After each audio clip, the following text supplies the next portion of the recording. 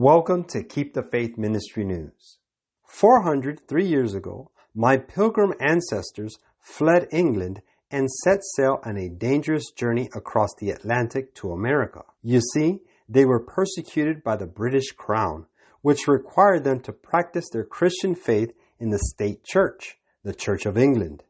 Today, with government approval, the Church of England is imposing an extreme unbiblical agenda on the youngest members of British society. According to Christian Concern, a Church of England primary school in Essex, England, introduced 4-year-olds to gender identity on World Book Day. The featured book was My Shadow is Pink. Here's an excerpt that was read during Annie's story time. Quote, "My dad has a shadow that's blue as can be, and there's nothing but blue in my whole family tree.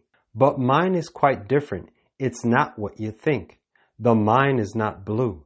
My shadow is pink. My shadow loves ponies and books and pink toys, princesses, fairies, and things, not for boys. But there's one thing it likes most. I have found it loves wearing dresses and dancing around."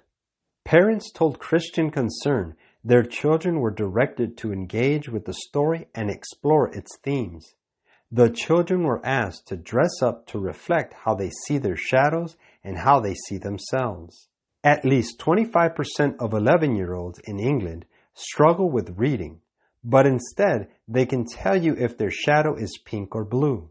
This is the emasculation of males and LGBT grooming of primary school children, and the Church of England is advancing it. The Church of England wants to be culturally relevant, but guess what? That isn't working. No wonder the church is expected to fade into extinction within the next 40 years. Meanwhile, the Church of England chaplain fired from his job for preaching a biblical view of gender identity and same-sex relationships is back in the news.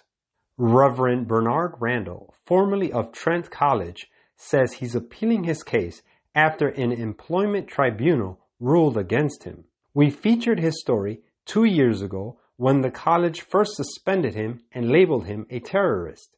Chaplain Randall describes the ruling against him as a blow to free speech and Christian freedoms. Trent College and the Church of England failed to realize that their societal reshaping efforts oppressed the faith that made their institutions and country great. They're replacing one religion with another, an extreme secular humanism where people can ignore science and Judeo-Christian values to become their own God. And anyone who stands for biblical truths must be destroyed. But let's not be discouraged. Remember that victory belongs to the Lord. Keep speaking up, praying, and standing for God's truth. Quote, "In mercy to the world, God blotted out its wicked inhabitants in Noah's time. In mercy, he destroyed the corrupt dwellers in Sodom.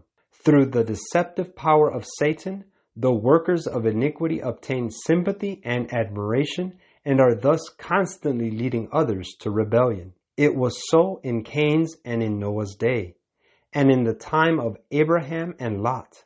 It is so in our time. It is in mercy to the universe that God will finally destroy the rejectors of his grace." Great Controversy, page 543. This is Keep the Faith Ministry News. Thank you for watching.